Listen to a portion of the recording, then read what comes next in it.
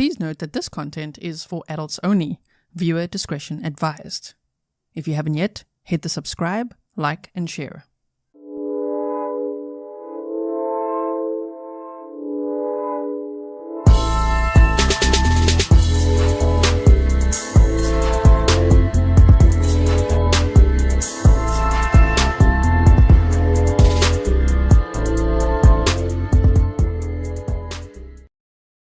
Hello everyone and welcome back to another live stream with me, Grizzly K. This is Grizzly True Crime. And yes everyone, I've pretty much sort of got my voice back. I had Krzyzewski flu, if you didn't know, from reading Jesse Krzyzewski's 39-page letter twice. So it's very nice to be back. I've missed you all. I hope that you missed me too. And today we're going to be watching the sentencing of Charlie Adelson. Now, because I was covering the Jesse Krzyzewski trial at the very same time that this trial was happening, I wasn't able to clone myself and cover both. I would have loved to. So we actually have a lot of catching up to do. If we want to watch it together or talk about what happened in all these trials, oh my word.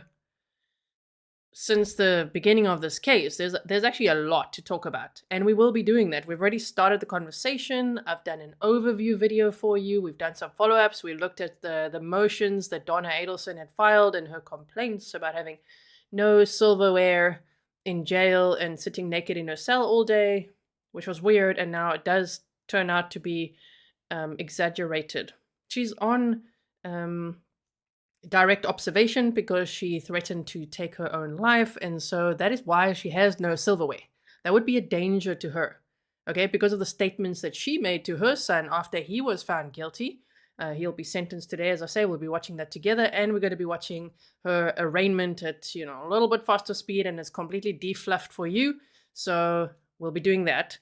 But the point is, silverware not allowed if you've called your son right after he was found guilty and on jail calls saying, I'm either going to end my own life by taking a lot of sleeping pills, or I'm going to go to a non-extradition country. And then you buy a one-way ticket to Vietnam, and then she got arrested, okay, at Miami airport. So that is why she has no silverware, and she's in her suicide smock with a special blanket as well, which is what she calls naked all day. So it really is what we thought. It's a complete exaggeration. Truth. Are you happy to see me back? Thank you so much. I'm glad you're excited, okay? I'm very excited to see you all. If you haven't yet liked this stream, please like and share. Hashtag Donna Adelson, hashtag Justice for Dan Markel. You could also say hashtag Charlie Adelson because we're watching his sentencing today. And after this intro and talking, I'll rest my voice a bit again as we watch, the update from the arraignment with Donna Adelson and all the faces she was making, gasping. Oh, how dare they say that? I mean, you did say that, Donna. You did. Ooh, and her attorney was snarky, huh? Not very nice. Don't like that. So I quickly want to show you this. This one. Okay. And then we might have to resize again because I quickly want to power through this just so that you get the gist of the outcome of what happened yesterday. Thank you, mods, for being here. Welcome to all my patrons as well. Thank you so much for your support. Thank you to everyone who sent me PayPals. Oh my word, you guys are sweet. So that I could get like throat lozenges and the very best vitamins and all the things to help me get on the mend ASAP. It's because of you that I'm sounding a lot better. Kat Clancy said, you sound extra snarky with my Jesse Krzyzewski flu. I might be. Okay, so Donna Adelson pleads not guilty on Dan Markel murder charges, denied move out of solitary. So if you guys don't know anything about this case, I'll show you a quick little presentation after this, just a visual reminder of who, what, where, what happened, okay? Dan Markel, a Florida State University professor, was murdered on July 18th of 2014. There we go, 2014. I'm always like, whew, it's been so many years with this, like, the wheels of justice turning. 5th arrest already. Oh my goodness, and there might be more. PT spoiling Fury and Willow. Thank you so much. So she was arraigned yesterday. This is the matriarch of the Adelson family who think they're like the mafia or something. What a bunch of dumbasses. Like, what were they thinking? Oh my word, what a way to problem solve. We'll get to it. So Kevin is asking, does Charlie speak and cry today? I don't know. Does baby boy speak and cry today? Will he need a pacifier? We shall see.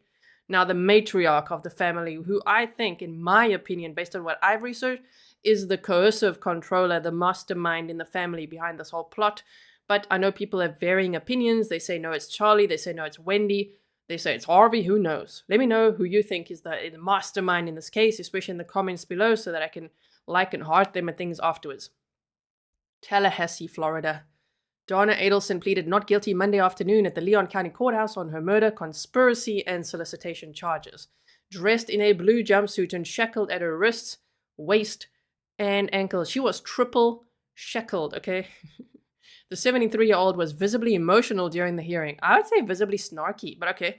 Visibly emotional during the hearing, shaking her head, whispering reactions to herself, and twisting her face in shock and dissatisfaction. Okay, the South Floridian is accused of conspiring to murder her ex-son-in-law, Dan Markel, who was fatally shot in Tallahassee's Benton Hills neighborhood in 2014. Her son, Charlie Adelson, was found guilty by a jury last month of conspiring to kill the former Florida state law professor. Charlie is the fourth person behind bars in the murder-for-hire case. His defense attorney, Daniel Rashbaum, listened from the gallery during Monday's hearing. Markel's parents watched the proceedings via Zoom. Today, we will also hear victim impact statements, and it's going to be coming from Dan Markel's father. Okay? Lorelo says, here's some tea and honey for your throat. Missed you. Thank you so much. I really appreciate it. If you want me to get directly $9.99, please send it via PayPal, because YouTube's going to take 30% of that, and the tax man will take 30 to 50. So at the end, I'll probably get like $2 or $3 out of what you intended to send me.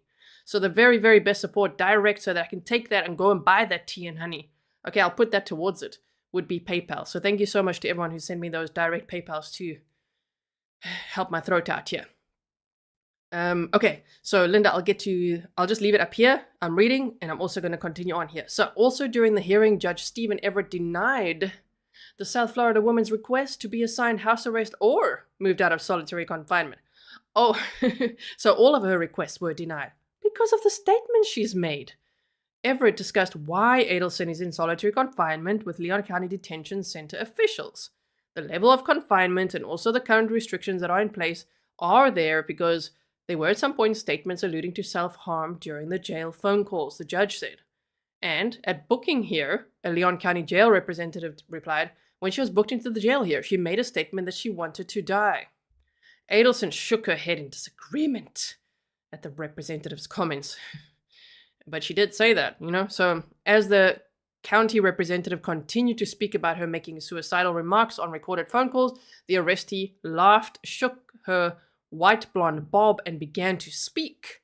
The request to be moved out of isolation was part of an emergency motion her attorney filed last week, alleging a slew of inhumane rights violations by guards at the Tallahassee-based detainment center. If you guys haven't seen the update on the Delphi case with Richard Allen and all of that, go and look at my community tab. Okay, I always tell you guys, go check out my community tab or my YouTube shorts or my second channel, which is called Grizzly True Crime Shorts, because I'm always updating you like that. Okay, so I put some stuff there for you. Wildfire says, ridiculous complaints. I know, right? Okay, NC. You said, thank you so much. You are awesome. Thank you, NC. That's so sweet. Okay, so they said, I noticed with your pleading that you had quotes from your client and also had some observations of what has been taking place with the correctional staff. Are you alleging that you have no ability to access your client or that there's limited contact with your client? The judge asked. Now I'm reading this to you because check this out. Adelson's attorney, Maricel Descalzo, clarified that she did not directly observe the interactions outlined in the motion. Instead, she said that Rashbaum, who's actually Charlie Adelson's attorney, but he has been previously kind of like the family attorney. He's kind of like the Bertolino, of this case, is what I'm gathering, because he sort of represents them all. Anyway, but he spoke with her client during a visit originally intended to be with Charlie Adelson, and then recounted that discussion with her, with Descalzo, the defense attorney, right? Descalzo told Everett that she can meet with her client in person for an hour or speak with her over the phone, but not via video call. So they can speak. That's why I'm saying everything was a little bit exaggerated. The sentencing is set to begin in 20 minutes, okay? on the half hour. Sometimes they're a little bit late. As soon as it's on, we're going to be watching that. But in the meantime, I'm quickly reading you this, and then I'm going to show you some of that arraignment. We can watch the whole thing if they are late. I've planned it all for you. And if we need to jump to that, then that's fine as well. Glenda says, Adelson's ooze arrogance, off-putting to a jury. Yeah, a lot of entitlement, right? And yeah, arrogance and denial. Okay. So Adelson was first placed under direct observation in an isolated cell after her November arrest in Miami while she was boarding a one-way flight to Vietnam with her husband. A one-way flight. They've got so much money. Could they not just buy a return flight now? We don't want to give dumb criminals tips, but seriously. Oh my word. According to court papers, the FBI took her in after she spoke with her son, Charlie, on recorded jail lines about getting things in order. Thoughts of suicide and plans to flee the country, according to arrest documents, which we've gone over. Adelson will return to the courthouse for her next case management hearing on January 9th. My diary is already starting to fill up with January. January 9th for that one. January 18th for Delphi. There's a few that I'm like, ooh, I need to put this all in my diary. We've got a very busy January ahead, you guys. Okay, so that is what I have there for you. Before we watch the arraignment, I just want to show you this one. Murder victim Dan Markel. He was a Florida State University law professor teaching criminal law and a father of two when he was shot in his driveway, actually garage, in Tallahassee, Florida on July 18th of 2014. He died in hospital the next day. Right, so we've gone over the rest. Before, he was born in Montreal, Canada, was passionate about his Jewish faith, married Wendi Adelson. A lot of people speculate she could be arrested too. I don't know. She's had immunity every time, right? But I don't know. Nothing would surprise me in this case anymore.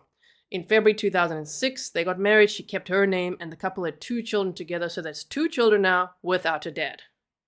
Because this family decided they wanted Wendi and the kids to live closer to them. How do they solve this little problem? Because Dan Markel was a problem for them because he didn't want them to move and got a judge to issue a court order to say, no, my kids aren't moving 4 hours south from me. I'm their dad. The judge sided with him. Then enter the hitman situation. Terrible, isn't it? Margaret says, so glad you're feeling better. Thank you. I am indeed. So they separated in 2012 and the divorce was finalized in 2013. And then we get to this July 2014 and there's 2 hitmen. There's an ex-girlfriend of Charlie Adelson, Catherine McBunawa, all 3 of those arrested. Luis Rivera was the first one and he snitched big time. Okay, he was part of the Latin Kings. He snitched pretty much on everyone. I wonder what would have happened if he didn't snitch. So Luis Rivera snitched. Catherine McBunawa was dating Charlie Adelson at the time. Her ex, Sigfredo Garcia, who she has children with, and her common-law husband was also arrested. So Luis Rivera, with a plea deal, got 19 years. Catherine McBunawa also was on trial. She got life plus 30 years and another 30. Sigfredo Garcia got life without parole. What will Charlie Adelson get? That's him today, number 4. We've got sentencing number 4. Well, sentencing number 3, actually, because Luis Rivera pleaded out. So Catherine McBunawa was sentenced. Sigfredo Garcia was sentenced. So we've got sentencing number 3 coming right up. Do you think he's going to get life without parole? And if so, what will his face look like? I don't know if he's ready for that. He looked truly gutted when they came back with that guilty verdict because I think he thought that, he was convincing the jury. And if you saw my episode where I was on True Crime Daily talking about this case before the verdict was in, and it was while he was on the stand, I'm like, oh my word, I think he's done himself a favor because he's actually getting somewhere. He seemed like he was getting somewhere, but no, closing arguments. Ooh, no. That prosecutor, she's so brilliant. Kappelman, right? Oh man, that was a brilliant closing argument, and then his fate was sealed. I mean, it was like came back with a unanimous guilty verdict, and he was like, whew, the way he reacted, right? It was in my intro as well. Okay, happy Grizzlyversary, Grumpy Bunny. So I just made this little visual for you. It certainly helps me to remember who's who and what. So we've got Dan Markel, the victim, Luis Rivera, Catherine McBunawa, Sigfredo Garcia, Charlie Adelson, okay, facing life without parole. His sentencing is today. We've got Wendi, his sister, who was married to Dan.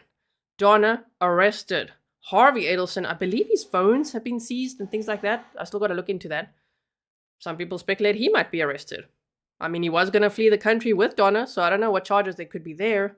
And then there's this estranged brother. Good for him. Robert Adelson made the right decision. It seems like, right, to distance himself from this family. Oh, yes. Okay. So now we've looked at an overview of the case. I hope that helped, especially if you're new here or if you've never heard of this case. I've never covered it like in a deep dive way like I normally do. We've done an overview. We've looked at all the activities surrounding Donna, okay? All these court proceedings and things. So that's where we're at with this. Oh, he's looking weak and fragile, you guys.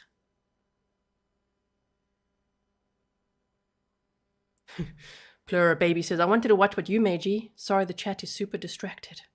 Yeah, sucks. I also wanted to watch it, but don't worry. We can either watch it afterwards, depending on how long this is, or I'll upload it, for the members, if you want to see what I made for you. Oh, my word. Like, he looks like he needs a shower, right?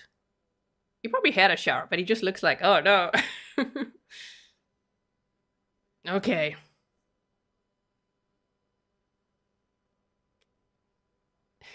Brenda says, gee, you work so hard. Show what you want. People act so entitled and it pisses me off. It just annoys me when people think it's like, this is the place to talk about what's happening over there and over here and over there. And hello, we're doing something over here now. And then we'll get to it. I'm monitoring. Everything's in control. It's okay. But now we're going to watch him in silence like you wanted. Ooh, he looks so yellow. Just hold on. Let's fiddle a bit again. Oh my word. Freaking Charlie. So, do you think he's going to get life without parole? Do you think he's going to be eligible for parole? Or what? Look, he's looking behind him. Where's my mom? Is your mom? She's in jail, son. I wonder, do you think Donna is able to watch this? Because she has a tablet to be able to communicate with her attorney, right? But not at all times. I think it's just when she needs to communicate with her attorney. Am I right? I wonder if she's able to watch this. That's my question. Okay, so you get the gist.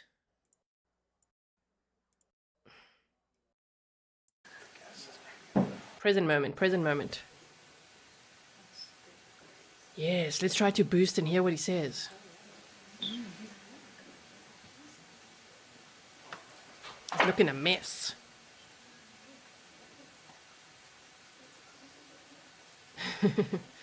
Yeah, Cherry says, Mommy's not going to be able to make it, baby boy.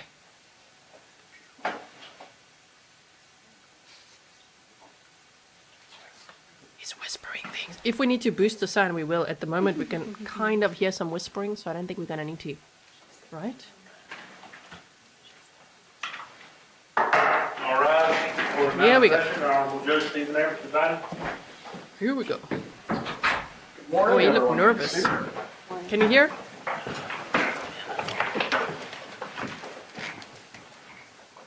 Oh, here we go. Buckle up, everyone. Going to turn on the Zoom, and once I'm logged in, at that point, we will move forward.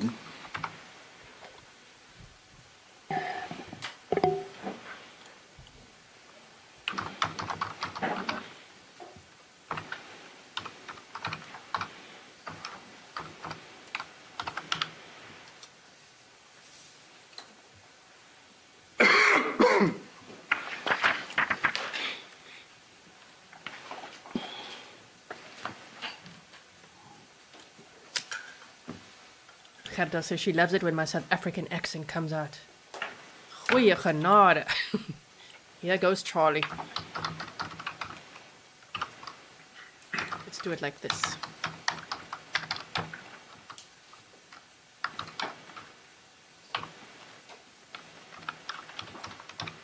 Lots of fluff for you.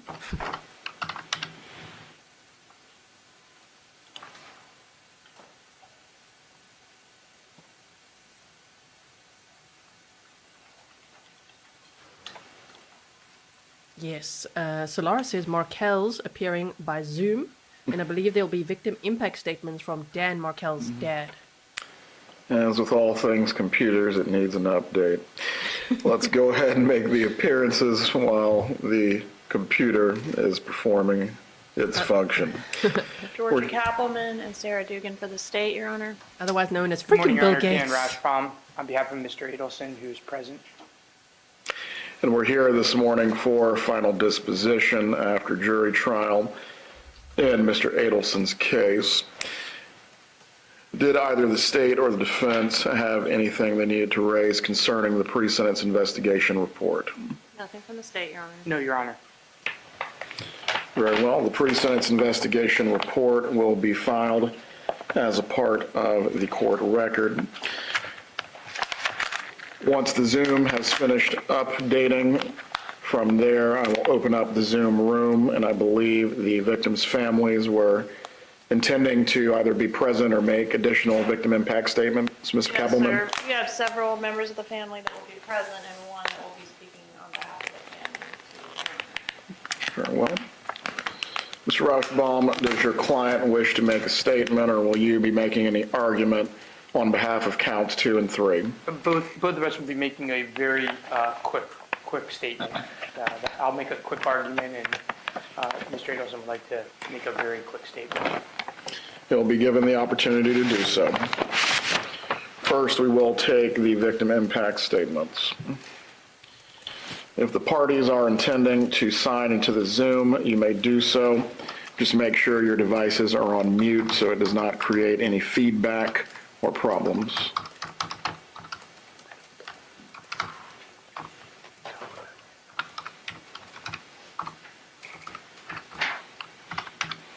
He's looking worried. He's looking really worried and tired, right? What do you think?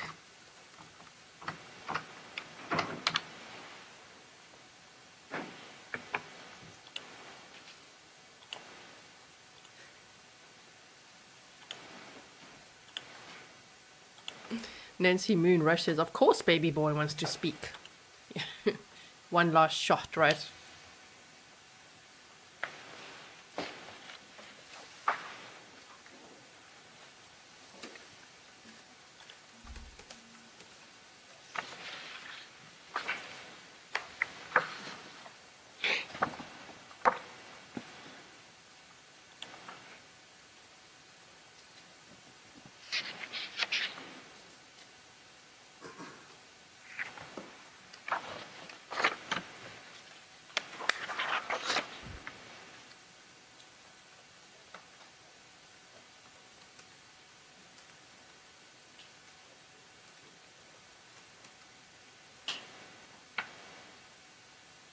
Steel Guitar says, yes, G, he knows. He's in for it.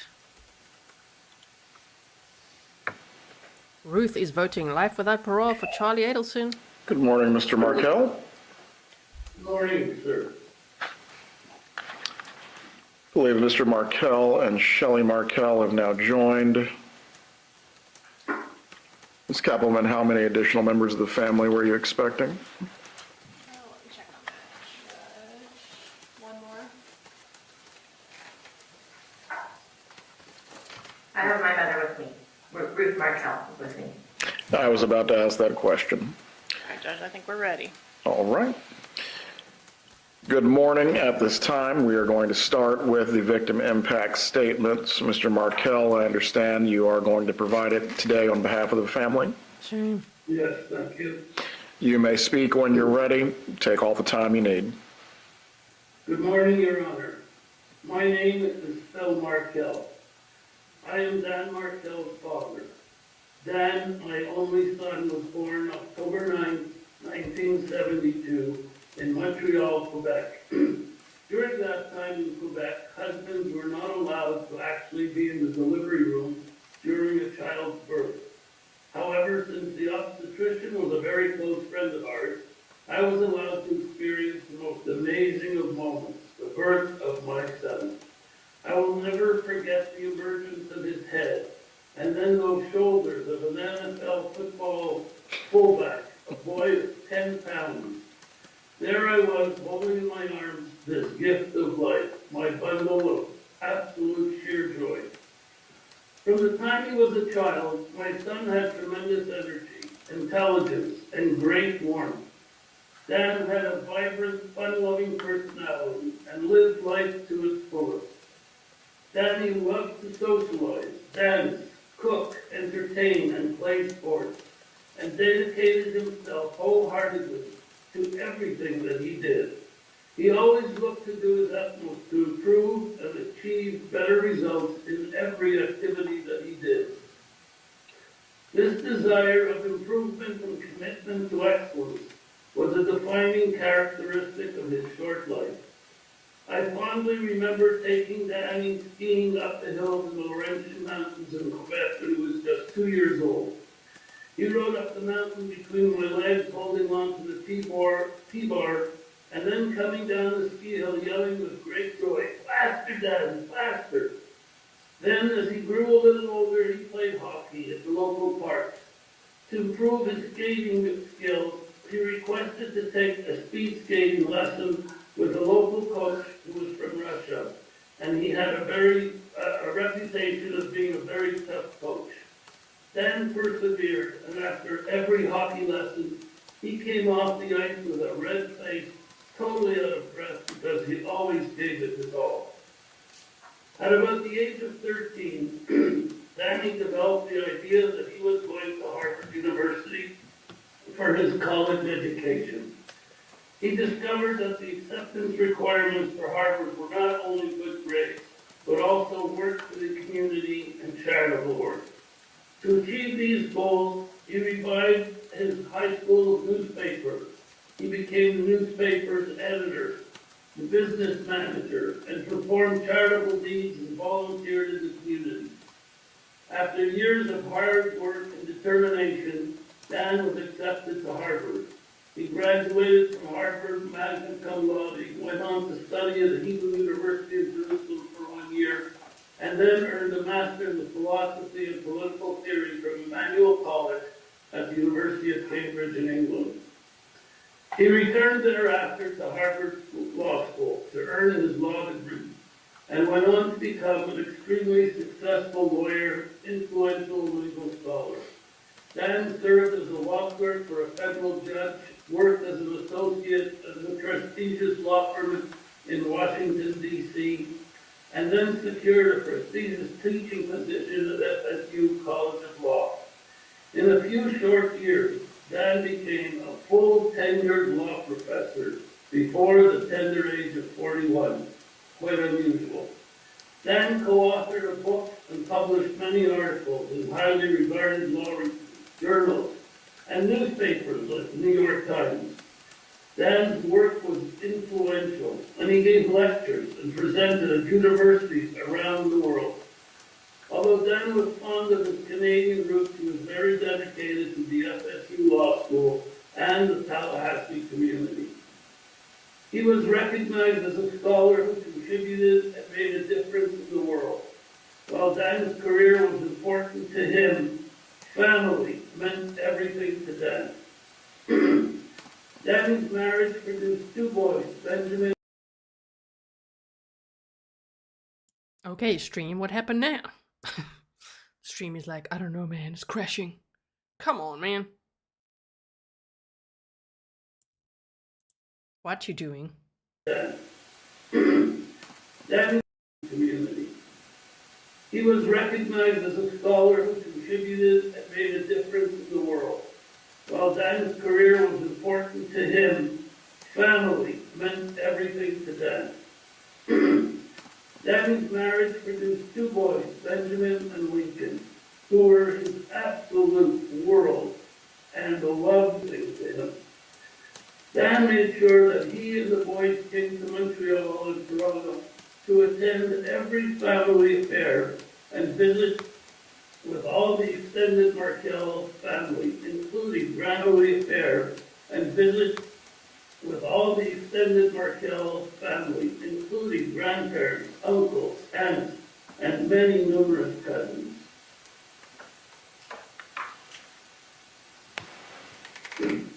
Despite the distance, Dan felt that the boys had to know and be a part of family. Dan also made sure that he and the boys participated in the Tallahassee community. They were involved in the local synagogue and neighborhood.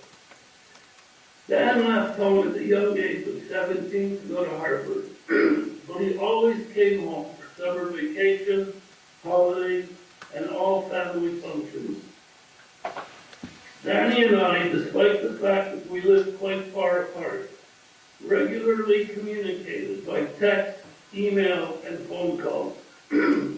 Despite the physical distance, as time moved on, we grew ever so much closer. At Dan's suggestion, we would plan to talk and have a meal together. At the appointed day and time, we each would prepare our meals, set our tables with a tablet in the middle, and over Skype, we would sit together and enjoy each other's company for a couple of hours despite the actual distance. Dan's life was abruptly cut short, and he was forever taken from me, his boys, and the rest of our family, and all his many friends and colleagues. My life has been in total disarray since Dan's murder.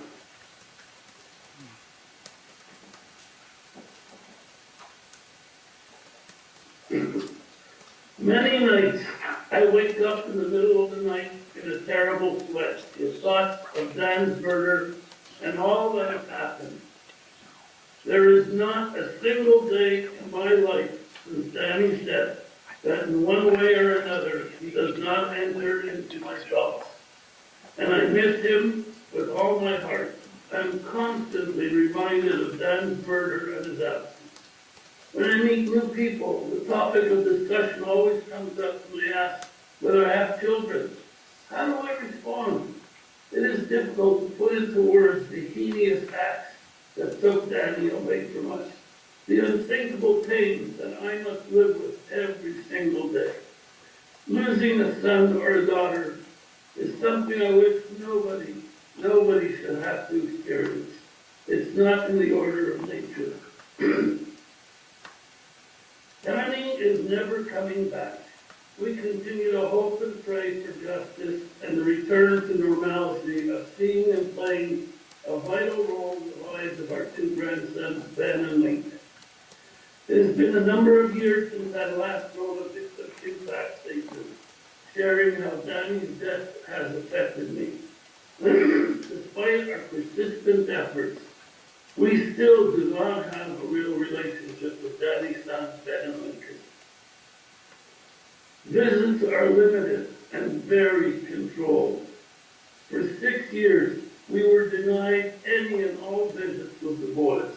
In the last 2 years, I've been permitted 2 60 to 90-minute visits, supervised visits. This limited contact is incredibly painful, and I feel like we have cut out of our lives. Not only have I lost my son, but I have effectively lost 2 of my grandkids as well. Even their family names have been changed from Markel to Adelson.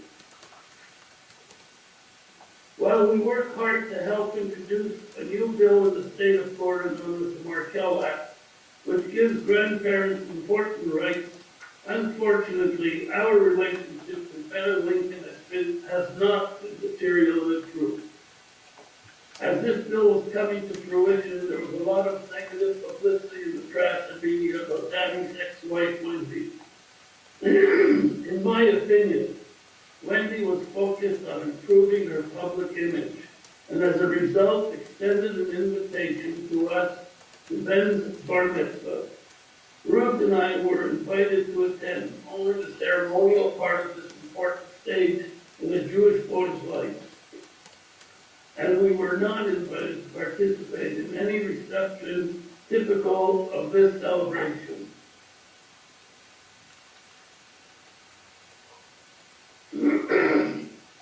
But this invitation opened the doors to one of the limited visits described above. In order not overwhelm Ben and Lincoln on this important day, we asked to arrange a meeting before the bar mitzvah in order to make things easier on the boys, who we hadn't been allowed to visit in years.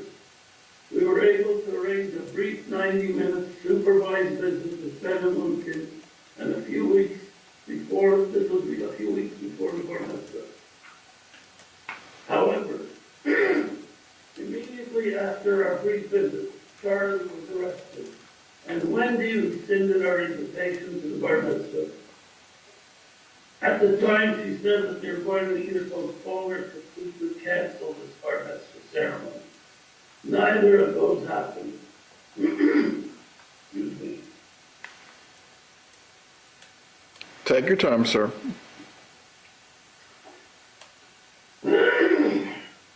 Instead, my understanding is that the Adelsons went on to have the bar mitzvah ceremony and party, all without the Markel family's presence or participation. Missing out on this important moment in Ben's life was incredibly painful. After so many years without Danny, we had hoped to make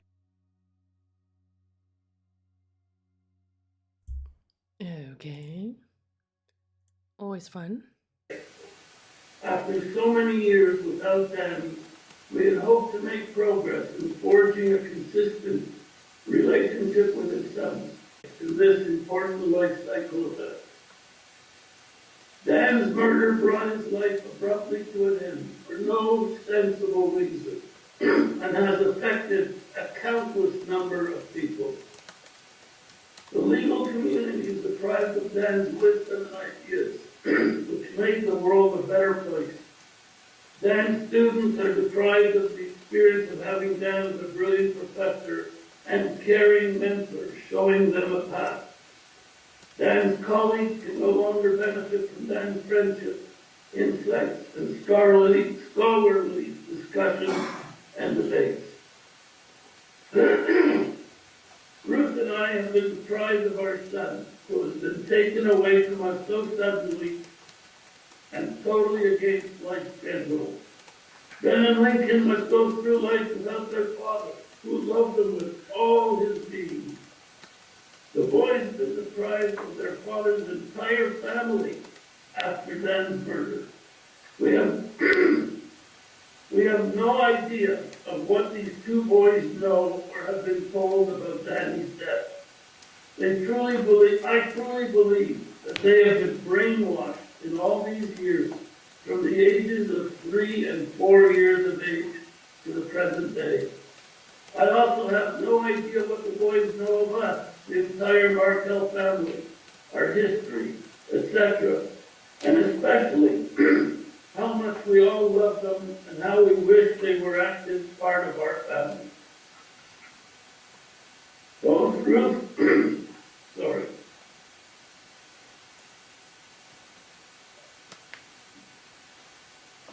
Ruth and I are approaching 80 years of age.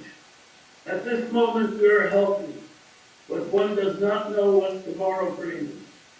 The wheels of justice turn very, very slowly, but so far we're very grateful that they're still turning.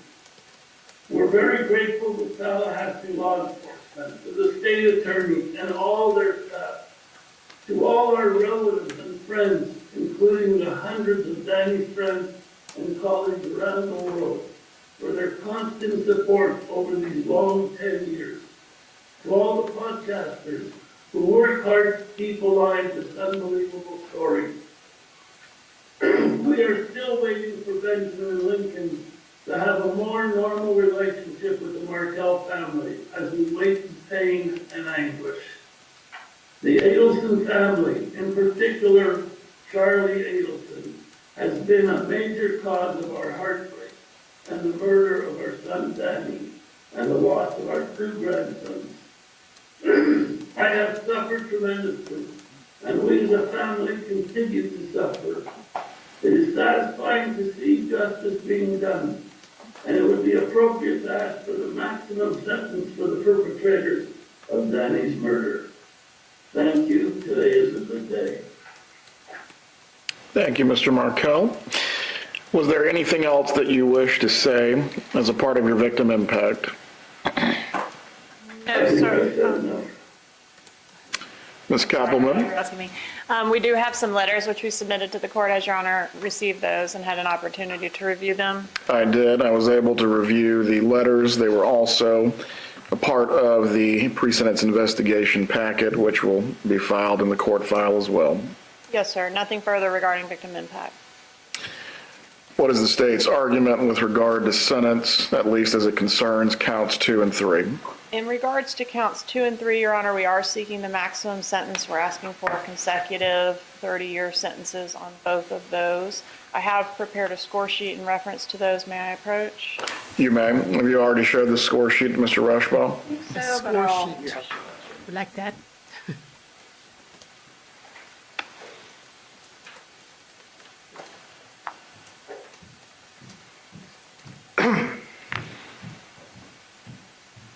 Thank you.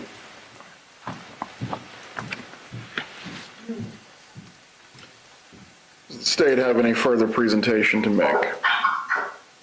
The only other matter. Pearlie's going to give a brief statement that is interesting. Go ahead. The only other matter, Your Honor, is that in reference to costs of prosecution, we've been attempting to gather up some of the necessary financial paperwork from the FBI and TPD and my office as well to see if we can come to an agreement with the defense on what costs of prosecution should be ordered in this case. We have not been able to do that yet, so I would ask for Your Honor to reserve that issue for 90 days. It's possible, as I said, we can reach an agreement on it, but if not, I would ask for a hearing sometime around 90 days to make a determination about costs of prosecution.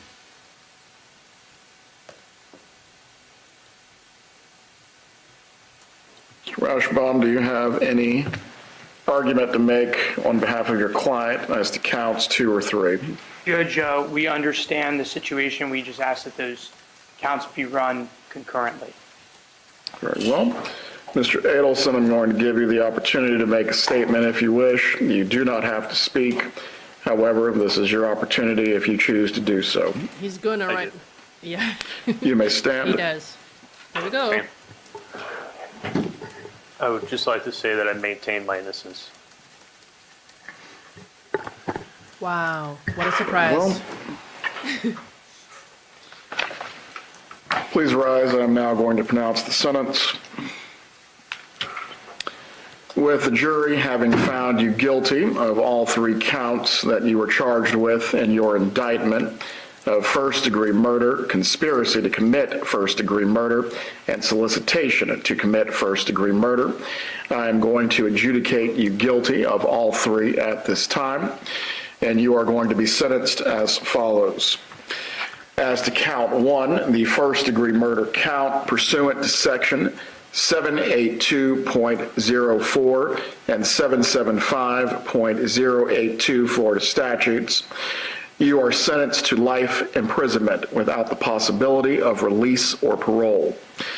As to count 2, you are going to be sentenced consecutively to 30 years in the Department of Corrections for conspiracy to commit first-degree murder.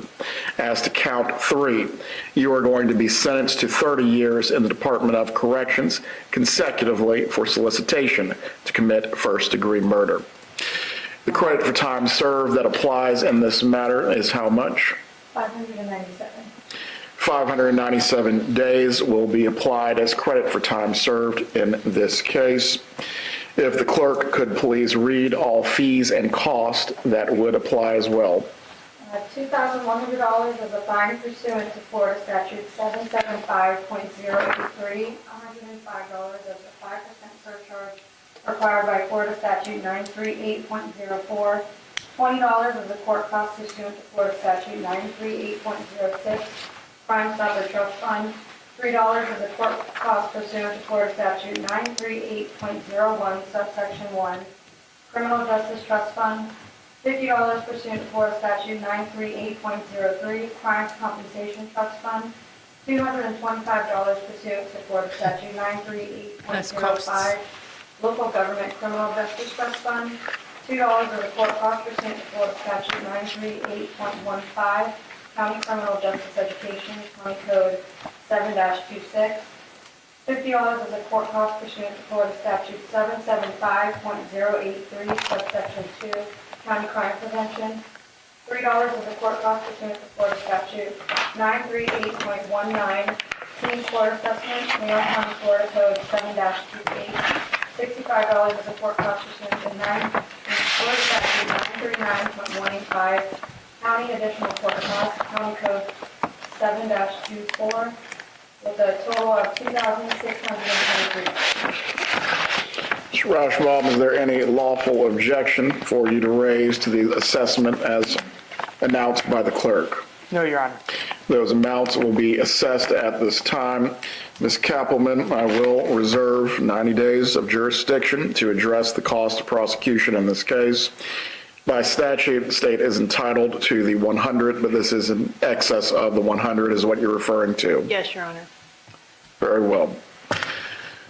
30 days to appeal both your conviction and now your sentence. Mr. Adelson, you are going to be fingerprinted today, and from here you are going to be sent to the Department of Corrections to begin serving your sentence. Mr. Rashbaum, if you please can timely file the notice of appeal so that way there is no issues regarding any review of the conviction itself. Does either party have anything further to raise to the court before we finish for today? Nothing from the state. No, Your Honor. We are in recess. Oh, Mr. and Mrs. Robert. Markel, have a good day. Thank you for being available so you can provide your victim impact statements. Let's watch him Have a go. good day. Thank you, Your Honor. Thank you. He's like, no. Bye, forever. Oh my word. Cheyenne, you can take this. This is the pre-sentence investigation information. We're going to talk about it. Stand by.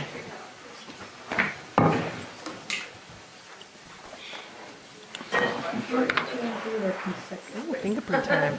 2 count 1.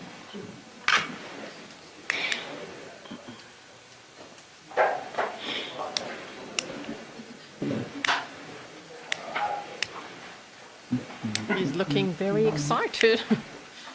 He's going to his forever home, you guys. So, stay with us. I'm going to just turn the sound off. There's nothing to hear now. Stay with us because we are going to resume. We're going to watch Donna Adelson's arraignment and motions hearing recap. The presentation I made for you that everyone was so impatient to see Charlie today. Now you saw him. He got sentenced. Life without possibility for parole, plus 30, plus 30. That's a long time. With 597 days as credit and some fines as well. I started writing down the numbers, but they just kept going. And I'm like, oh my word. Okay, so count 1, first degree murder, life without the possibility of parole. Count 2, conspiracy to commit murder, 30 years. All to be served consecutively. Count 3, solicitation to commit murder, another 30 years. So yes, and there, wow, the courtroom was real empty, right? No mommy, no daddy, no sister, it seems like. Where are they? They're just like, bye, Charlie. Wow, okay, so let me do this for us, and then let me go fetch what we were going to do. So stand by, everybody. What do you think of the sentencing? Justice is served, right? Again. As you already know, there's been 5 arrests in this case. So when will sentencing number 5 happen? I don't know. That will be for Donna Adelson. She's only just been arrested and she also was arraigned yesterday. Okay, she pleaded not guilty, which is standard, of course. So now let's get this. Hold on, stand by. Where is the folder now? Hold on. We're going to get it for you. Donna Arraignment. Ladies and gentlemen, here's Donna Adelson. You're gonna hear Alan again.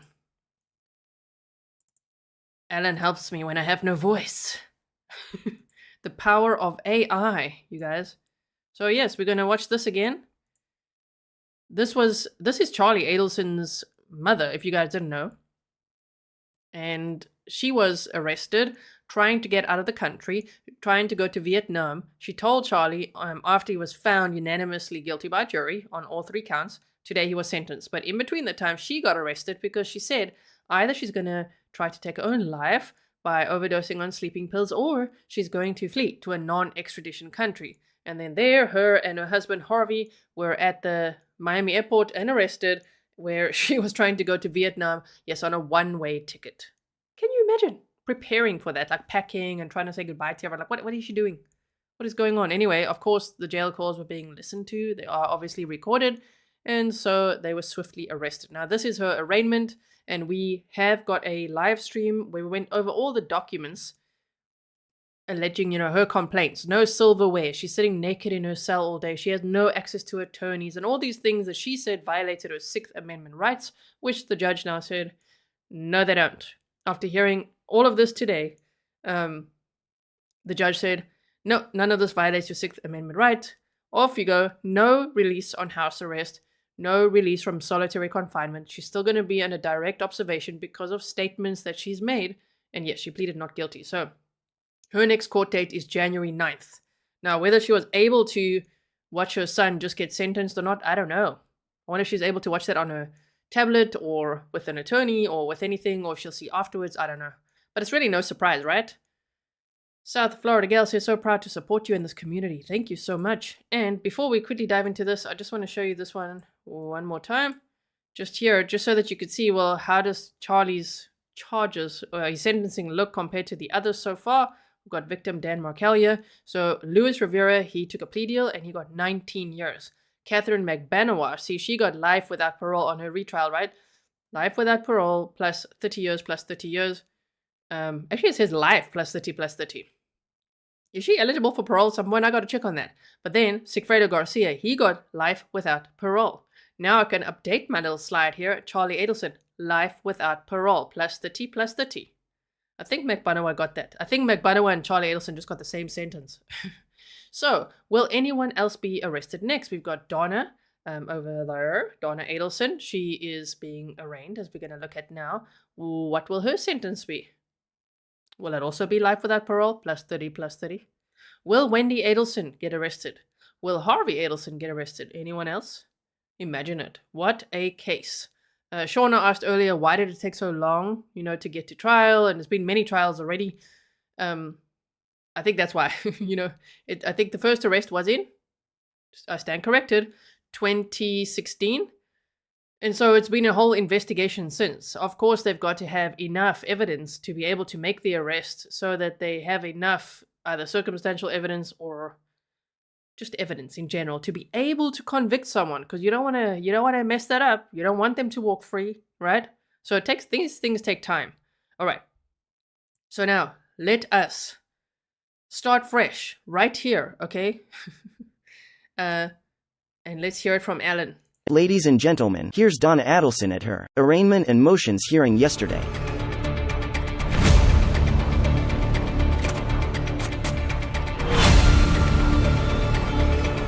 Adelson is charged with first-degree murder, conspiracy, and solicitation in what prosecutors allege was a murder-for-hire killing of Florida State University law professor Dan Markel, her former son-in-law. Her son, Charles Adelson, a South Florida dentist, was convicted of Markel's murder a week before her arrest.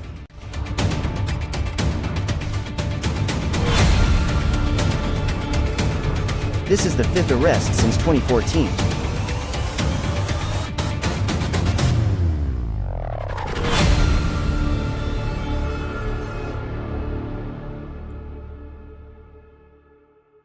Your Honor. Okay, so here we go. We're now going to listen to the motions hearing. We will hear Donna Adelson pleads. I encourage you, if you want to see dramatics in the courtroom, just look at Donna Adelson's face the whole time. I mean, yes, her attorney's pretty snarky, kind of talks down to the jail chief, Mac. But Donna's face is like, oh, the whole time, like, no, absolutely not. Wow. So just what we expected. I'll just add to supplement to my motion, which was filed last week, that we are now on day 22 of direct observation. Mrs. Adelson continues unable to participate in her defense. She's not permitted any papers. I cannot mail her anything. I did have a call with her on Friday, but only because Mrs. Kappelman facilitated it for me. And on that call, it was not a private call. Ms. Adelson was forced to put me on speakerphone with guards listening. There is just no way that Mrs. Adelson can prepare for her defense in this manner. All right. There is one question that I had specifically as to this issue. And I noticed within your pleading that you had quotes from your client and also some observations of what has been taking place with the correctional staff. Are you alleging that you have no ability to access your client or that there is limited contact with your client? No, Your Honor, I'm not saying that there is no ability. The direct observations that are contained within my motion were not observed by myself, but Daniel Rashbaum, Charlie Adelson's attorney, had a visit with Charlie Adelson, and he was able to swap it out for Miss Donna Adelson the week of. So it's like secondhand information? She has no access to attorney. There's not even papers. Well, she doesn't have papers because she's on direct observation, because she said she's going to harm herself. I think November 27th or 28th, so he was able to have that conversation with her in person.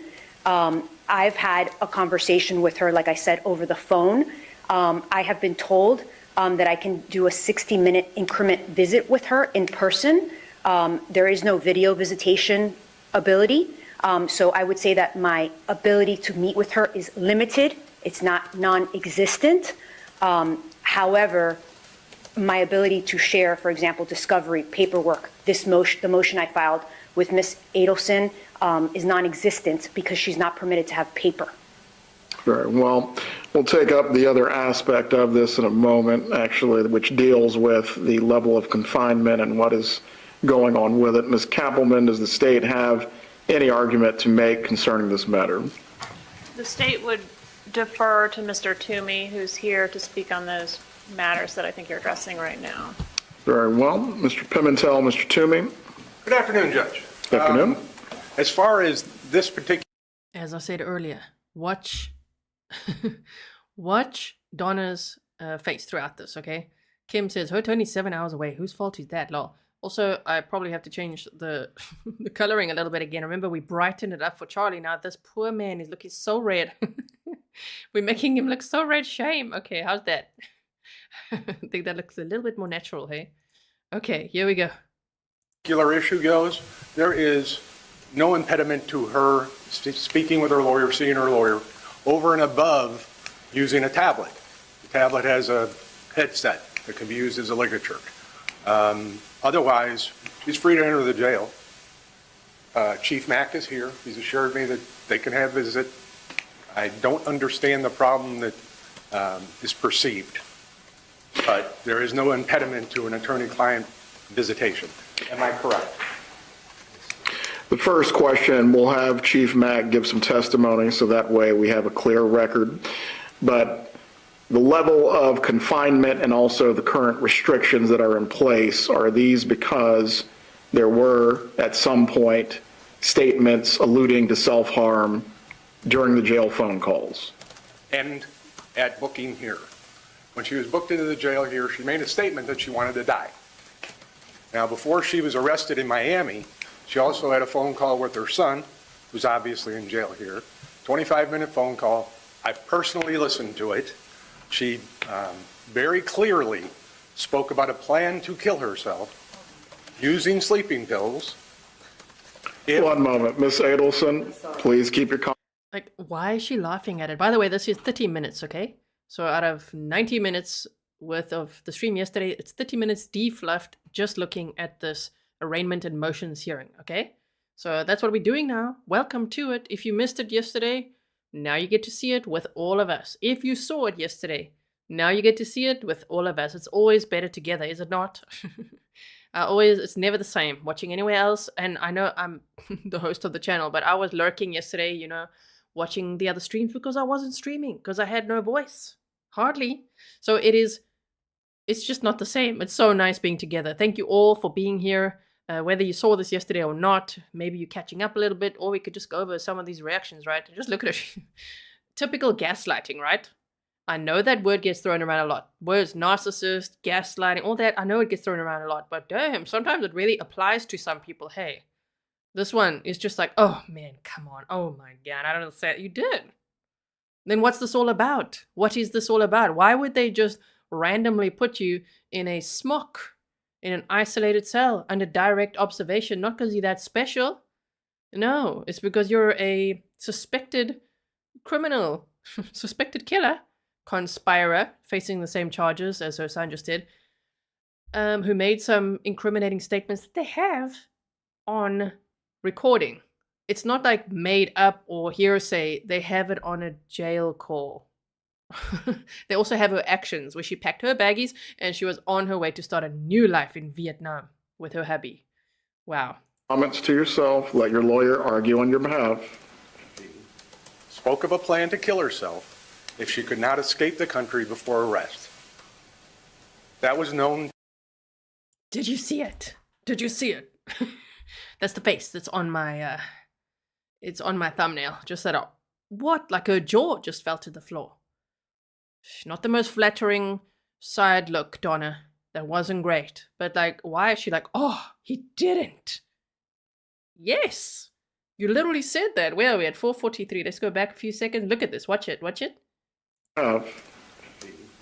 Spoke of a plan to kill herself if she could not escape the country before arrest. There, look at her. Oh my word. She's acting like almost like a teenage girl. Like, no, you didn't. Yes.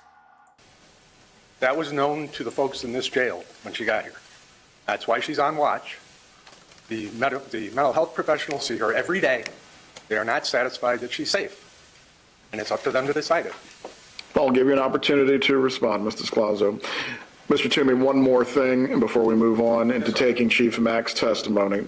Is there a specific procedure that the jail has for dealing with inmates with a threat of self-harm? Chief Mack, let me swear you in. Do you swear or affirm the testimony you're about? So what, Chief Mack in the house here? I do not like how Donna's attorney talks down to him like that. Like, she really grilled him. I guess she's got to do her job, but it's just, there's a, you know, I don't like it if people talk down to people or disrespect them. You know what I mean? That's just my opinion. You let me know what you think when you see this, okay? I put it at 1.1 speed for us. We need a little bit. About to give will be the truth. Yes, sir.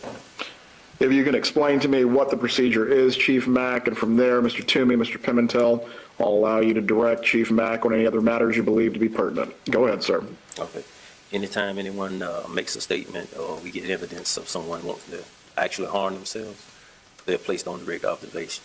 On direct observation, they receive a smock as well as a suicide blanket.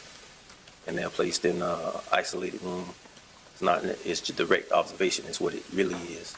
So we have a staff member outside the door that actually watches them around the clock to make sure they don't cause any harm to themselves. So I just put it on screen there so that you could see it at least. Wait, that went off. There. Direct observation means they get a smock, okay? Suicide blanket. Don't know what that would look like. And an isolated room. Okay, that's where Donna's been held because of the statement she made. Not only on the calls, but also when she arrived at the jail, they said. So he speaks a little bit softly there. I have boosted it as much as possible, but I just wanted you to see what he said. So I put the labels there on screen for you. Smock, suicide blanket, isolated room, which Donna translates to naked in her cell all day with no silverware. Okay. It's them around the clock to make sure they don't cause any harm to themselves. When are the individuals who are under this status reevaluated for going back to general population? That's done daily with yes care personnel.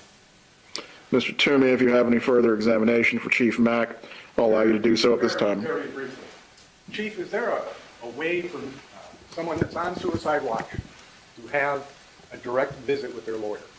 Yes, we will pull the individual from the particular area that they're housed in and put them in an office with just the attorney. And are there any remote capabilities for someone who is in the suicide or close watch observation wing? Remote capabilities? As far as phone calls, Zoom, tablets, things of that nature. That person will be escorted to an office where we can actually see through the door, a glass window, and the officer will stand on the outside and just watch them from the outside. And this is related to any concerns you have about self-harm? Yes, that's because of we just keep constant view, keep them in vision to make sure that they don't do anything or pick up anything they can take back to the room and harm themselves later. Mrs. Scalzo, do you have an examination for Chief Mack? I do, Your Honor. May I proceed, Your Honor? You may. Okay, here we go. get ready to observe some snark, but I would rather put it in the category of get ready to observe some disrespect.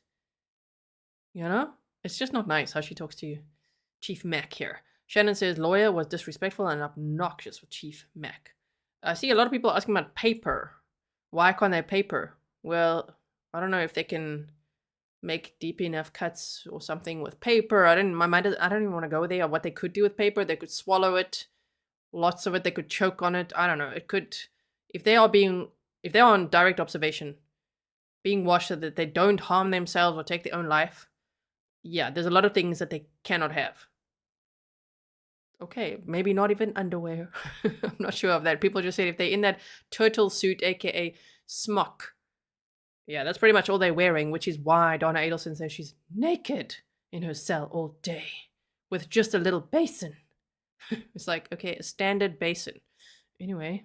Thank you. Would you like me to proceed from here? That's fine. Thank you, Your Honor. Chief Mackey, am I pronouncing that correctly? Mac. Chief Mac. Chief Mac. Have you listened to this 25-minute call that Ms. Adelson had before she was arrested? Not in its entirety. I actually heard the portion where she was speaking of wanting to do a pact with her husband. I'm assuming that's who the individual was. Chief Mac, do you participate in the decision on whether Ms. Adelson needs to remain on direct observation? No, ma'am, that's a medical. Okay, is the medical person that makes that decision a psychiatrist or another person? That's Dr. Sapp. So Dr. Sapp. So I saw a lot of commentary, on social media about just how much she grilled Chief Mac here. And people were saying, remember, I'm not a lawyer, okay? So I'm looking at what the lawyers were saying. What are all the lawyers saying about this? They're saying, this is not a deposition. Why is she grilling him like this? You know? So if it was a deposition, it would have been maybe a different story. But in this setting, for a motions hearing, this was apparently quite ridiculous, according to lawyers. Okay, what do you guys think? I just don't like the how it escalates to a place where it feels like this attorney is trying to make him feel like this big or like catch him out on something. And I know defense attorneys are just doing their job. You know, I give them the benefit of the doubt. But sometimes I'm just like, just chill. You don't have to disrespect anyone, right? Java Junkie says, paper when wet and pack can be crafted and, whoa, that's true as well. Like a paper mache weapon or something. Oh my word. Yeah, there's many things that could be done with paper, I suppose. Is Dr. Sapp a psychiatrist? Yes. Okay. Do you know if Dr. Sapp has examined Ms. Adelson? She advised me that she spoke with her on different occasions or been around the area while another clinician was talking with her. Well, how is Ms. Dr. Zapp? Sapp. Zapp. How is Dr. Zapp? Zapp with a C, I'm sorry? If you could spell it, Chief Mac. S-A-P-P. Zapp. Zapp. So how is Dr. Zapp supposed to determine whether Mrs. Adelson can be removed from direct observation if she doesn't evaluate her? From what I was advised, she has evaluated her and also other members of her staff. Chief Mac, would it surprise you if Dr. Zapp has not evaluated Mrs. Adelson at all? I couldn't say that I wouldn't think that she would tell me something that wasn't true. Do you have a report from Dr. Zapp establishing, I'm sorry. I wouldn't take, because of HIPAA laws, I don't necessarily get involved with medical paperwork of that nature. Chief Mac, did you come to court today knowing that you were going to testify about whether or not Mrs. Adelson was on direct observation or not? I knew I was supposed to be here, but the extent, I can't say I was privileged to told that I was going to actually testify, but I was prepared if I did. Okay. And Chief Mac, knowing that you had to come here today possibly to testify, did you inquire how many times Dr. Zapp had met with Mrs. Adelson? Dr. Sapp, S-A-P-P. You said S-A-P-P, right? Kim Watt says, I object. The defense is being rude, crude, unacceptable. And that objection can stay. I'll allow it. Yes, I object too. It's like, calm down. And it just gets like, it really escalates. It's like the tension in the room. You could just feel it. Well, of course, Donna's here just like shaking her head the whole time, like, absolutely ridiculous. Well, it's unfortunately appears as if Donna has now coercively controlled her own attorney. That's what just it looks like. You know, if she's the mastermind, with this whole Adelson hive, the whole case, sure, then I wouldn't doubt that she would be equally manipulative, of course, you know, with her attorneys and behind bars and things like that. But nice try. The judge is like, no, you're not gonna be released on house arrest, okay? And you're also not gonna be released from solitary confinement. You on direct observation. Thank you. Love that. So let's keep going. Also, there's another good pause. Ooh. She's like, oh. So watch when she touches her hair here and there. Like, her nails are all done. I'm like, where did she get her nails done? Oh my word. You'll see. I did not, because they actually see everyone that's on direct daily, and it's more than just Ms. Adelson. Chief Mack, are you aware that Dr. Zapp has never evaluated or met with Mrs. Adelson? I can only go what I've been told by Ms. Zapp. Chief Mack, are you aware that Dr. Pugh is the only psychiatrist that has seen Mrs. Adelson, and that was on November 27th? I didn't get that information as to who saw her. All I needed to know, or all I need to be privileged to, is that she needed to be on direct observation. Chief Mack, do you have a list of all the times that Mrs. Adelson has been evaluated to determine whether she can be removed from direct observation?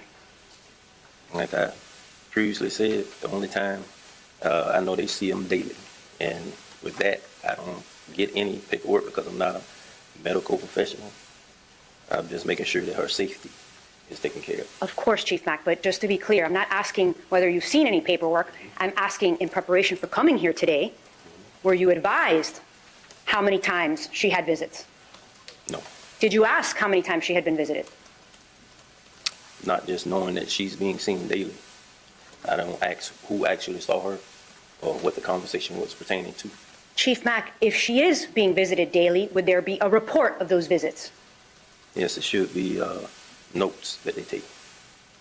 To the daily. Right. Okay. And Chief Mack, if what you're saying is what you were told is correct, there should be a report from Dr. Zapp and from whatever clinician is meeting her daily, right? Actually, Dr. Zapp. About the evaluation. Yes, I would assume it is. And Chief Mack, did you know that Mrs. Adelson was actually arrested in Miami? Yes. Okay. And did you know that she spent some time in jail in Miami? Yes. And did you know that she was there for about 5 days before she was transported to Leon County? It should be something like that, yes. And were you aware that she was at a county jail, very similar to the Leon County jail? Well, I've never been to Miami's facility, so I can't tell you exactly what they do or what their policies are. Okay. Chief Mack, were you aware that Mrs. Adelson was also on direct observation in Miami-Dade County for a period of time while she was there? No, I didn't actually see any paperwork of it. And Chief Mack, did anybody tell you, any of your clinicians tell you that actually Mrs. Adelson was evaluated by the same psychiatrist over a period of 72 hours in Miami, and she was released to general population? Shame. Poor Chief Mack. He's just like, oh my word, like what is going on here? I'm being grilled. Maurice Australia says, who is on trial here? The way she's carrying on. I know, right? And it's a motions hearing. Oh my word. She's like, did you or did you not? Like, whoa, whoa, whoa. Okay, and of course you could just see Donna like, yeah, absolutely, yes, that's right.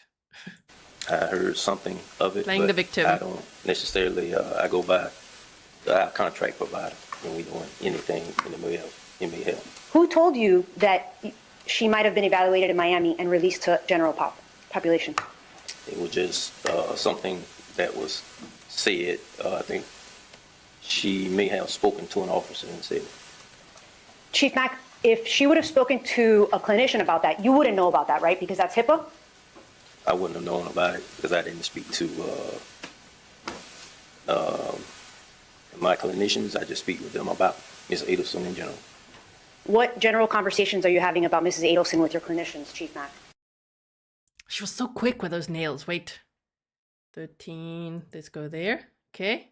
My clinicians, I just speak with them about Ms. Adelson in general. What general conversations are you having about Mrs. Yes, let's see those nails, Donna. Goodness me. Dude, it looks like her attorney brought her those, like, I don't know if they did or didn't, but you know those stick-on ones? Ooh, I can't stand that. I don't like any of the stuff on my nails. You can see it's always like this. Swimmer, pilot, none of that. No, thank you. I'm always like, get it off. Always, like the 2 times I've tried it. No, I can't imagine that. It just looks like those stick-on ones. You know what I'm saying? That she could pull off afterwards. She's like, I need to look good in court. Donna. Look at her. Okay, yes, let's just keep on showing this man how useless he is. I don't know. My British accent comes out with Donna Adelson and the way that she complains, don't you think? She's like, this is absolutely unacceptable. I did not get a mint on my pillow. I don't even have a pillow. I'm in a smock all day. This is not my color. That's, I can just imagine her talking. Oh my goodness, Donna. Adelson with your clinicians, Chief Mack. It's just how they evaluated her and where she is in her evaluation. Okay. She's going to be released on a step-down program or anything of that nature. Okay, can you tell us generally what you have been told? What was her evaluation like? When will she be stepped down? What's happening? That's something that they will tell me when that occurs in the way of. Shame, and you just speak so softly, and it's almost like, it just feels like, you know, like angry mommy is busy grilling this guy, and he's like, I don't, just because, yeah, that's not really my scope of, and she's like, you know what? Did you not do your homework? Rob says, stick on nails from Walmart, yes. When she feels as though that Ms. Adelson is at that stage in the process, she will inform me of the step-down process. Who is she? That's either of the Yes Care personnel. Normally, it's Dr. Sapp, Dr. Pugh, or Ms. Smith, Ms. Richardson, Tori Richardson. Okay. So it's Ms. Richardson, Dr. Pugh, and Dr. Zapp. Those are the 3 people you're communicating with about Mrs. Adelson's treatment or step-down process? Periodically, I have a captain that actually is over medical. Shame. Anyway, Alyssa said, did the defense attorney hear the older gentleman say that Donna also made the same comment about unaliving herself once she arrived at the current jail? I don't know. It sounds like that went in one ear and out the other. It's just like, let's forget about that. Let's just keep on arguing for poor Donna. But I go through medical frequently. Okay. Chief Mack, what did you do to prepare for today's hearing? I actually just looked at some of the notes, even read the allegations concerning what Ms. Adelson was actually, I think it was more your allegations of what occurred in the facility. What notes did you review before you came here, Chief Mack? Other than looking at event logs, pretty much that was the extent of it. What are event logs? Event logs are what the officers sit actually on direct observation and documents what's happening while she's on direct observation. Has there been anything that stood out to you in those event logs that the officers are leaving behind? Mr. Scalzo, before this continues on, I want this to remain focused on the subject matter of the motion itself. This is not a deposition. If you have further examination, I'll allow you to finish. Thank you. How embarrassing that the judge has to tell the defense attorney, just remember why we're here. This is a motions hearing. It's not a deposition. Also, I would add, this man is not on trial. What are you trying to do? Wow. Your Honor. Chief Mack, are you aware that the only person that has been communicating or evaluating Mrs. Adelson since the one time on November 27th that Dr. Pugh saw her is Miss Richardson? Richardson. I'm not aware of who all. I know Miss Pugh seen her once, twice. I'm not sure. But it's just, I'm getting information from my HSA and Dr. Sapp. So to go back, you're saying Dr. Zapp has personally told you that Dr. Zapp has visited Mrs. Adelson? She told me she was in the area with Miss Adelson. I don't know, because I wasn't present, as to what occurred during that meeting. So what does it mean she's in the area? That she was around? Yes, ma'am. That's what she Look at Donna. She was around. Did you interpret that?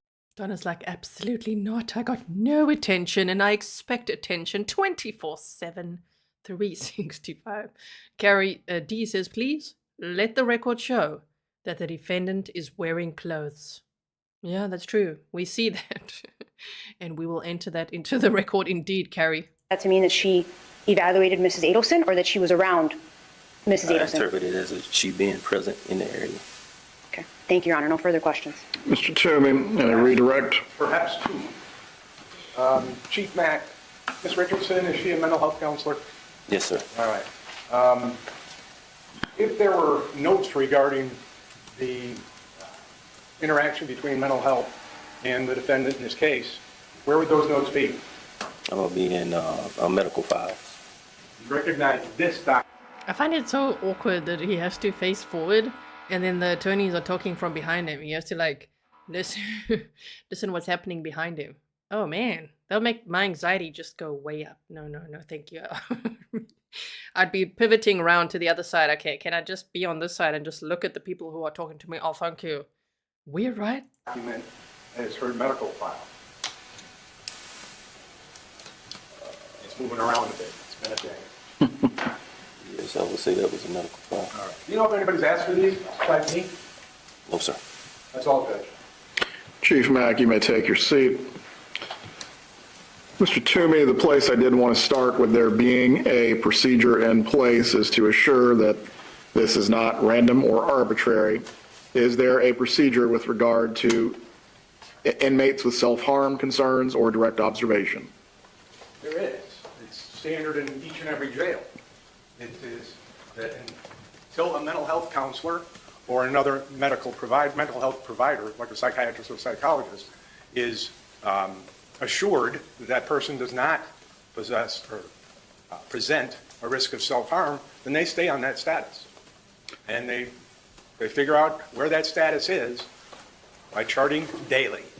A mental health counselor sees her. Have you been able to provide a copy of either the policy or the patient file to Ms. Adelson's attorney? I haven't been asked. I can tell you, before this motion was written, no one has asked for these medical records because I am the final arbiter in this state for this client. Stay with us, you guys. We've got 10 minutes left of watching this Donna Adelson's arraignment and hearing how the judge responds to all of it. I like this judge. He hears everything. Yeah, no, motion denied. Off you go. Back in your smock. Take off those nails, hopefully. Right? Probably. I think once she gets back to the jail, she'll have to rip off those Walmart nails. No, I don't know what they are. Those stick-on type nails. I don't know about the spectacles, how that goes. Her glasses. Can she have that? Probably not. Maybe this is just her court look. Okay. And yeah, in essence, it's really awkward. I never saw someone being questioned from behind. Oh man, that would just make me feel really awkward if I was that guy. Shame. Okay, so we've got 10 minutes left. Decide whether the records are going out. Very well. Moving on to the second issue that this raises, Ms. Desclazo, there is a very specific separation of powers issue that this poses for the court. The sheriff runs the jail, I run my courtroom. The DCAs have been fairly clear when it comes to the court essentially directing medical care, what goes on in the facility. It's basically a no-no without an actual violation of the Constitution. What is my authority to actually step in this situation and give you what you're asking for? Your Honor, I believe that there has been a violation of the Constitution here.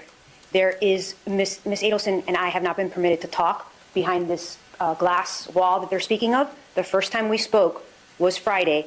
She was on speakerphone, I was on speakerphone, and she was sitting with a guard seated next to her. And the only way that that call was facilitated was because Ms. Georgia Kappelman was nice enough to call the jail and arrange it. I have called the jail repeatedly over the past 22 days, begging to be permitted to either speak to Mrs. Adelson or for Mrs. Adelson to speak to me, and no one responds.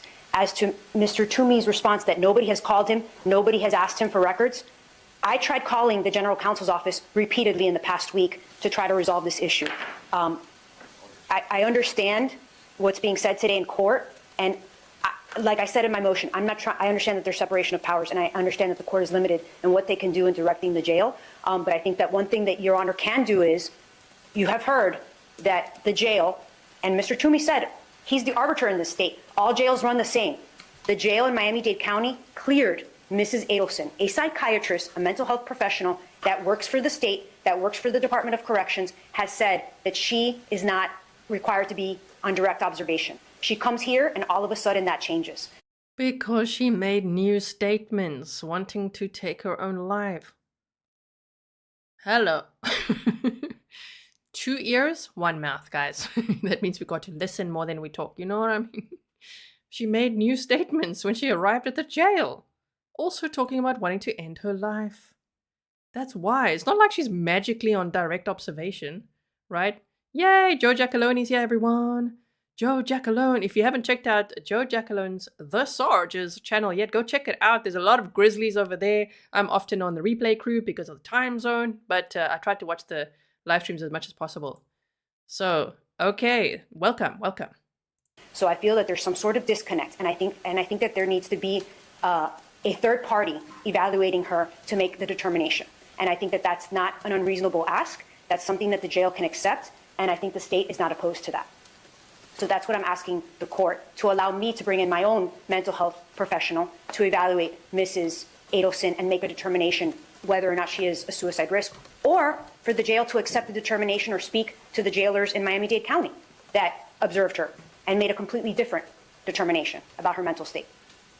Mr. Toomey and Mr. Pimentel, what administrative remedies are actually available to inmates absent the court stepping in? Well, that is a key question when it comes to injunctions. That's yes. There are 2 means. First, that there's a grievance procedure in the jail that can and must be followed. Second, there is always civil suit, either in this courthouse or the fancy courthouse up the street. So there are legal avenues in place that preclude the entry of an injunction. There was something that was just said. I am not the arbiter. The way that this defense attorney is staring at his back is the way that Fury, our cat, stares at his new little sister Willow. It's just like, oh, you think you're so special, huh?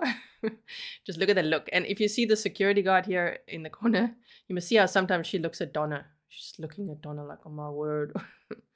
Okay, continuing on with this motions hearing. If you have only just jumped on this stream now, I hope that you'll watch the replay. Don't worry, I'll do timestamps for you. We already saw victim impact statements from Dan Markel's dad, Mr. Markel, and then we heard it. Okay, we didn't see him, but we heard him. And then we saw Charlie Adelson get sentenced to life without parole plus 30 years. And he's like, he wanted to make one, he just wanted to have a word. So the judge allowed him, right? And what he said was, I still maintain my innocence. Like, okay, sit down, sir. Okay, all rise.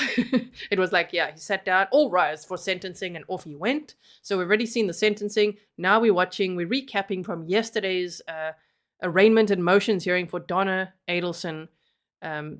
So that's what we're busy doing. We've only got a few minutes left, like 7 minutes or so. And what I've done here is my usual, if you don't know me at all, you won't know this, but de-fluffing. Okay, that means I've cut out all the long pauses and things that are unnecessary, right? We're just gonna watch this with boosted audio, boosted visuals and labels and things for you. That's what we're doing now.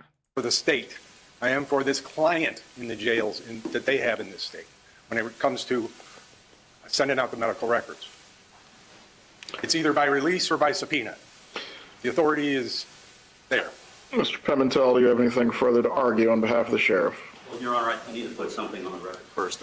James Pimentel, General Counsel of the Sheriff's Office. I've been Sheriff McNeil's General Counsel for almost 7 years now. I've never heard from this attorney. I haven't heard from anyone representing this defendant. Any assertion, sir, that they've attempted to contact the Office of General Counsel. I have a paralegal. I have email. I've never been contacted by this defendant or this defendant's counsel. Very well. Yeah. I'm going to make my findings as follows. As to the issue of there being a Sixth Amendment violation where there is no access by Ms. Adelson to counsel of record, I cannot find that. However, Ms. Adelson being able to confer with counsel privately, Mr. Toomey, Mr. Pimentel, is there an ability to make accommodation for that even in the observation wing?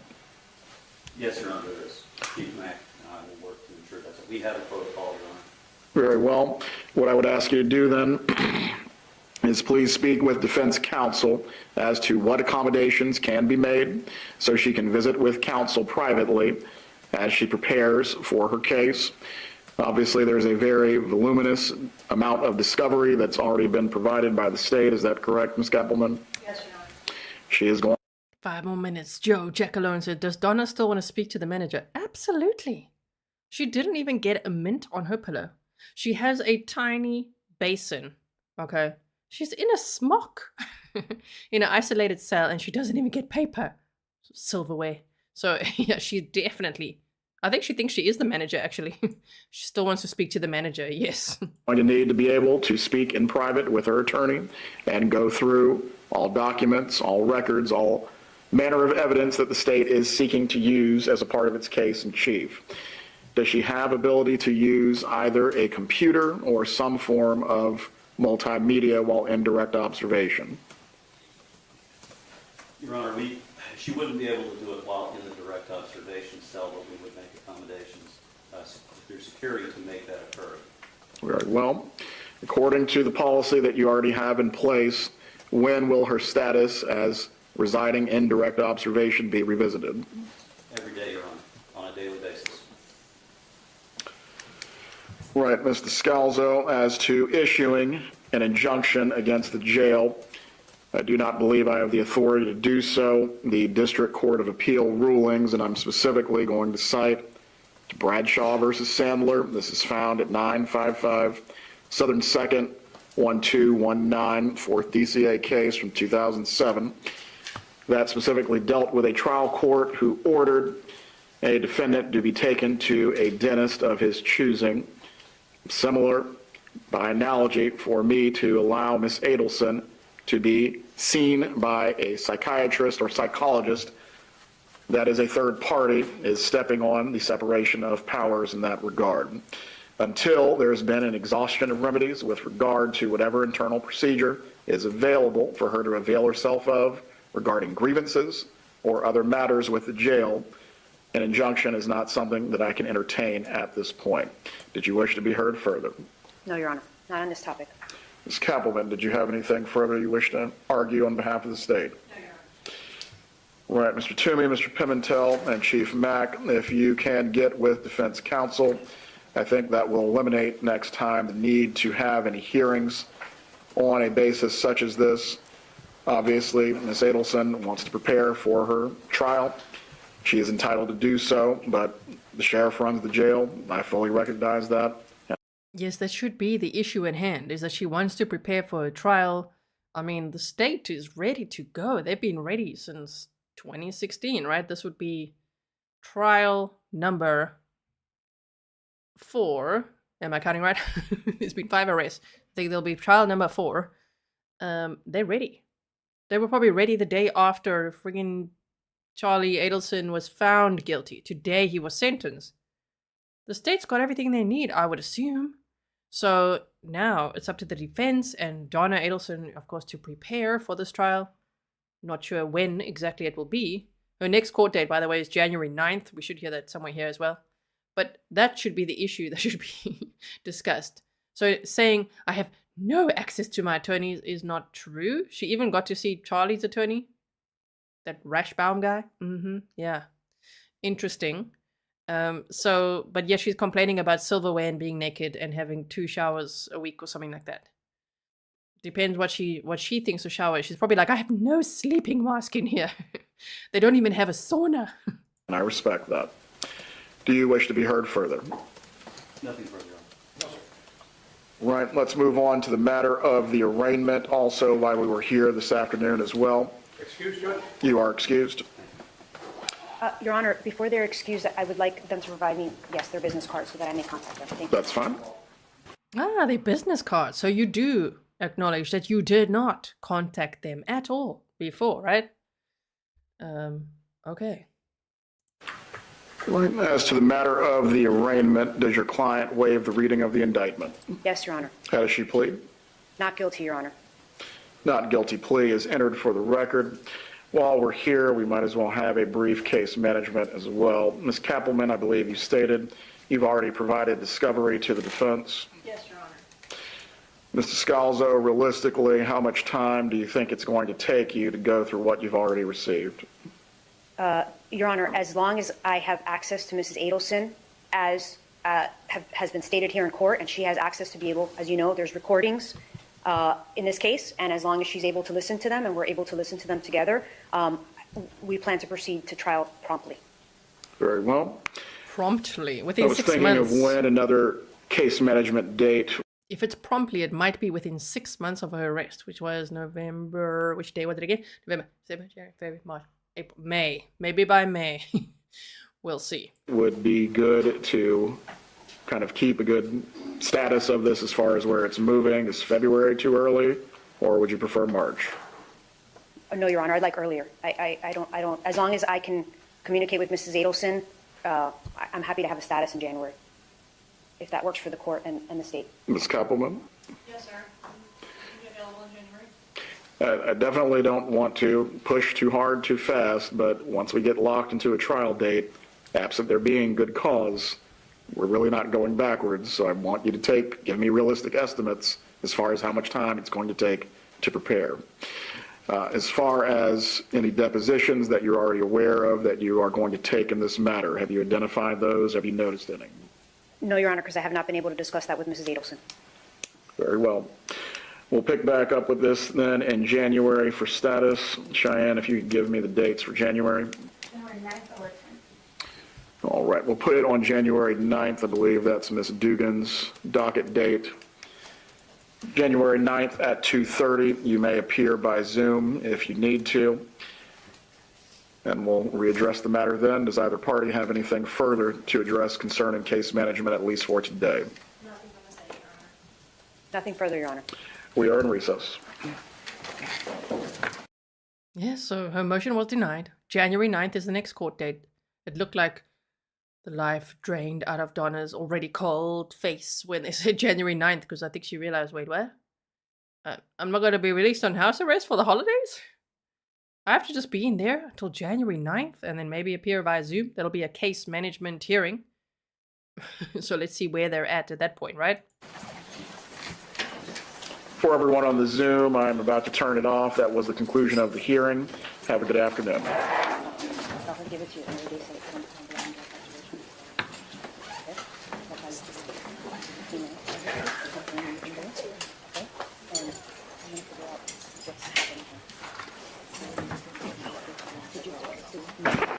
I can hear what they say. It's like, don't worry, I'm gonna figure out what's happened here.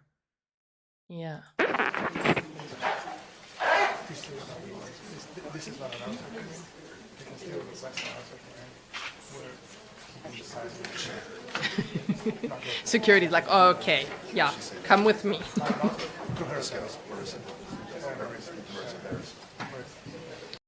Wow. Okay. And so that is the end of that. So we've done it all, you guys, all in one day, in one stream. When I got my voice back, I'm feeling so much better. Thank you so much, everyone, again, for sending PayPals so that I could buy lots. You guys have such cool tea recommendations. I bought lots of tea and like all kinds of herbal, like Dr. Fogel remedies and lozenges. Thank you so much for all the PayPals. I really appreciate it. And so we watched today the victim impact statements at Charlie Adelson's sentencing. Charlie Adelson being sentenced to life without parole plus 60 years, so plus 30 because of the 3 counts, right, that he was found guilty on. And he was like, I maintain my innocence. Yeah, you keep doing that. Off you go, buddy. Off you go. That was a great moment, of course. Very sad to hear from Dan Markel's dad saying that they haven't seen the grandkids. They've seen them twice.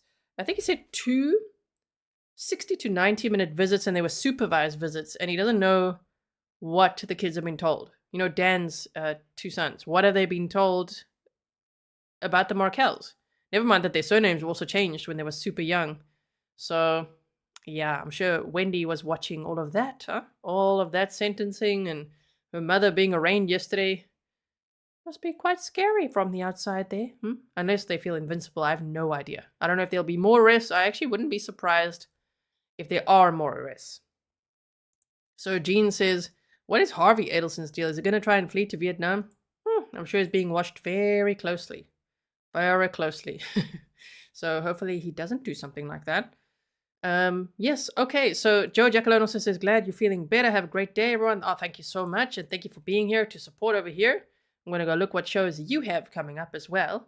If you guys want to rewatch Charlie Adelson's reaction to his sentencing and that, just go back to the replay and I will make sure to put in some timestamps for you as soon as I'm done over here.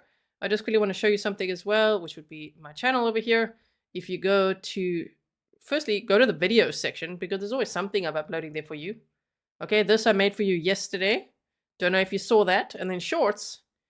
There's a lot of shorts I'm making here for you. And I'm making sure not to spam you with notifications. So you got to go and look at the shorts section if you want to see my latest shorts. I also have a second channel called Grizzly True Crime Shorts. But the point is, I'm going to put Charlie Adelson's reaction to his sentencing right here in the shorts section. Because I do that sometimes. This Kershevsky, oh my word, you should check this out. I don't want to look at it again now because I got Kershevsky flu from reading her letter. Yes, I'm trying to obtain her 25-page letter that she wrote to the judge as well. Wish me luck for when we read that. Okay, but go over here and check it. So this is Tim Bliefnick sentenced. I tried to make these like shorts collections of when these freaking criminals get sentenced because we don't want to forget those moments. So they're either here or on my second channel, Grizzly True Crime Shorts. It's a little hard to find because of the name being so similar to my main channel. So go to grizzlytruecrime.com. All the links are there, including how to buy our fabulous mods some coffee. You can support the moderators. We have a Grizzly mod tip jar where if you buy them coffees, it goes in this tip jar and every quarter I distribute it to them equally as a thank you for everything they do. And of course I add on my own gift on top of what you guys are doing. So thank you so much for contributing to the Grizzly mods. I'm very, very proud to have them all. We have the best team of Grizzly mods. So yes, and if you haven't yet checked out Patreon, check it out, okay? There's lots going on there. Behind the scenes updates, cats, all sorts of things. And yes, quickly let me address this. Two things. One, Kerry says, Judge Dora made a protective order, so I don't think we'll be seeing the 25-page letter. We might be seeing it, but she has stopped Jesse Kershevsky from being able to speak to the media. She said, no, you don't. No more speaking to the media. Number one. Number two, if you haven't checked out my community tab, the Supreme Court of Indiana has responded to Richard Allen in Delphi, okay? One of his writs of mandamus, that the whole thing, one was denied. That's to do with documents. The other one will have a hearing on January 18th, and it will be live streamed is what they're saying at this point. That's going to be interesting. So go to the community tab if you haven't seen that update there, okay? Sometimes we have polls over there. Sometimes I've got news over there, all sorts of things. So yes, and members will have a stream again soon. I just got to rest my voice. I think I've talked too much for today, okay? So now I'm going to rest my voice again, continue to drink my tea. This is Rooibos tea with lemon and honey as suggested by so many Grizzlies. Thank you so much. You guys are so sweet and caring. And I will see you again very, very soon, okay? Thank you for watching this with me. And we'll keep the conversation going about this case. We have got so much to talk about. I'm trying to get lots of videos as well, the police interviews and all the things. So I want to get my own copies if I can. That would be amazing. And then we can go over that. Okay, everyone. See you again soon. Bye.